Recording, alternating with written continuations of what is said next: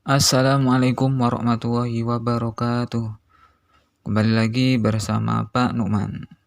Anak-anak, hari ini kita masuk pada subtema yang kedua, pembelajaran ke-1, dan masih di tema yang ke-1.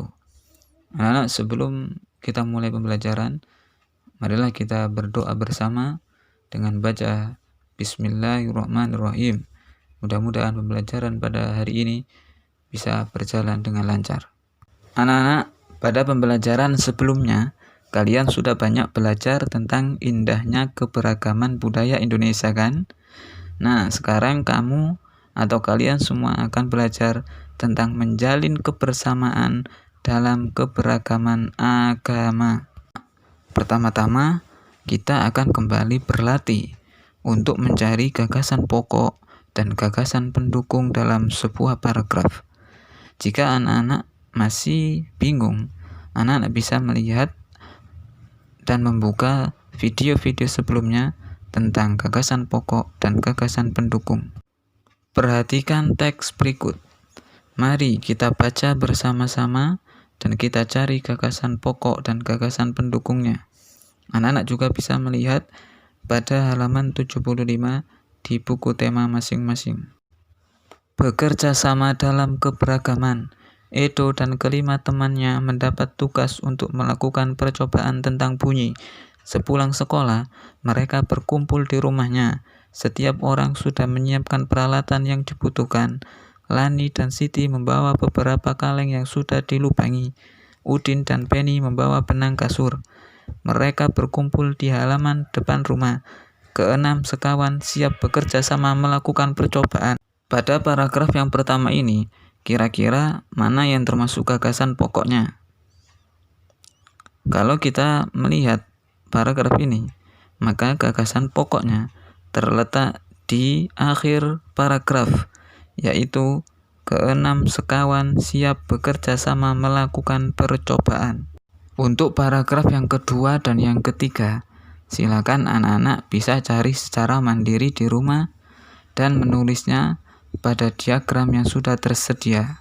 Anak-anak, kita wajib bersyukur kepada Allah Subhanahu wa Ta'ala, Tuhan yang Maha Esa, karena telah menciptakan bentuk tubuh yang paling sempurna. Salah satunya adalah kita diberi indera pendengar, yaitu telinga. Dengan menggunakan indera ini, kita bisa mendengar berbagai suara, seperti kicauan burung, suara air mengalir, dan musik.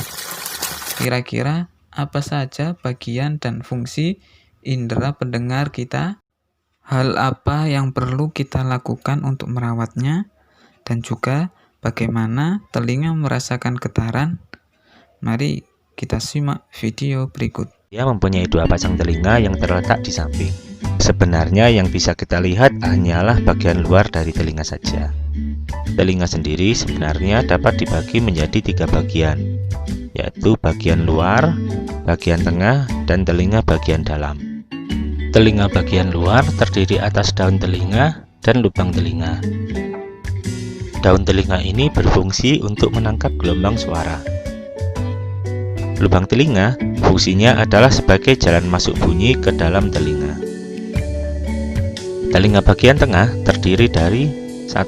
Gendang telinga, tulang pendengaran, serta saluran eustachius. Gendang telinga merupakan selaput tipis yang paling peka terhadap suara. Tulang pendengaran ini terdiri dari tulang martil, tulang landasan, serta tulang sanggurdi. Saluran eustachius ini menghubungkan telinga bagian tengah dan rongga mulut. Saluran ini berguna untuk menyeimbangkan tekanan udara pada telinga bagian luar dengan telinga bagian tengah. Telinga bagian dalam terdiri dari rumah siput atau koklea. Di dalam rumah siput ini terdapat ujung saraf pendengar. 2. Tingkap jorong. 3. Tingkap bundar. Dan yang keempat, 3 saluran setengah lingkaran. Pada pangkal 3 saluran setengah lingkaran terdapat sakulus dan utriculus. Fungsinya untuk mengetahui gerak badan yang berfungsi sebagai alat keseimbangan. Bagaimana proses kita bisa mendengar?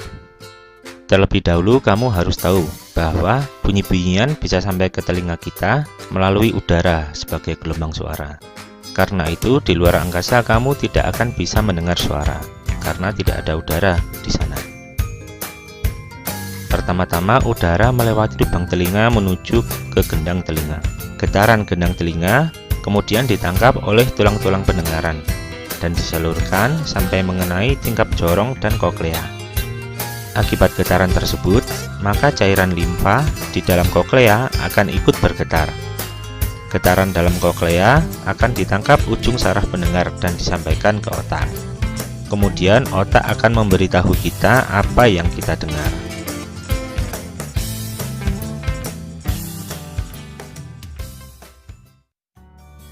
Seperti halnya bagian tubuh yang lain, telinga juga bisa mengalami gangguan dan penyakit.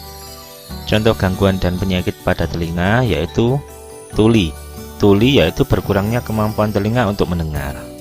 Hal ini bisa disebabkan oleh pecahnya gendang telinga, lubang telinga yang tersumbat, rusaknya saraf pendengaran, atau ada pengapuran pada tulang pendengaran. Otitis media yaitu infeksi pada telinga bagian tengah yang disebabkan oleh kuman. Di dalam rongga telinga bagian tengah terdapat nanah. Otosklerosis yaitu tumbuhnya tulang pendengaran yang berlebihan sehingga penghantaran suara bisa terganggu. Nah, bagaimana cara kita untuk merawat telinga? Agar telinga bisa berfungsi dengan baik, maka perlu dilakukan perawatan yang baik pula. Perawatan ini bisa dilakukan dengan cara tidak mendengarkan suara yang terlalu keras dalam waktu yang terlalu lama. Membersihkan telinga secara teratur dengan benda yang halus supaya tidak melukai telinga. Jika ada gangguan pendengaran, segeralah periksakan diri ke dokter THT. Jangan memasukkan benda-benda ke dalam telinga, meskipun itu untuk main-main, seperti beras, kacang hijau, durian, nangka, apel, ban sepeda. Jangan ya. Jadi telinga yang baik dan sehat adalah telinga yang tidak lembab, tidak berbau, dan tidak kotor. Bagaimana anak-anak setelah melihat video tadi? Pasti anak-anak sudah mengerti kan bagaimana telinga kita bisa mendengarkan bunyi.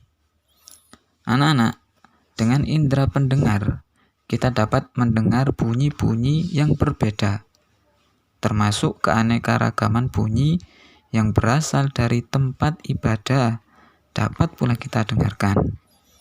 Kita semua tahu bahwa Indonesia terdiri atas beragam agama. Perbedaan yang ada membutuhkan sikap toleransi di antara pemeluknya. Di Indonesia ada 6 agama yang diakui. 1. Islam, 2. Kristen, 3. Katolik, 4. Hindu, 5. Buddha, 6. Konghucu. Agar tercipta kerukunan, maka diperlukan toleransi antar umat beragama.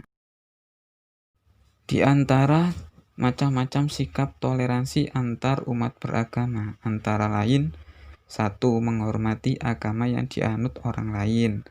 Yang kedua, tidak memaksakan keyakinan kepada orang lain. Yang ketiga, bersikap toleran terhadap keyakinan yang berbeda.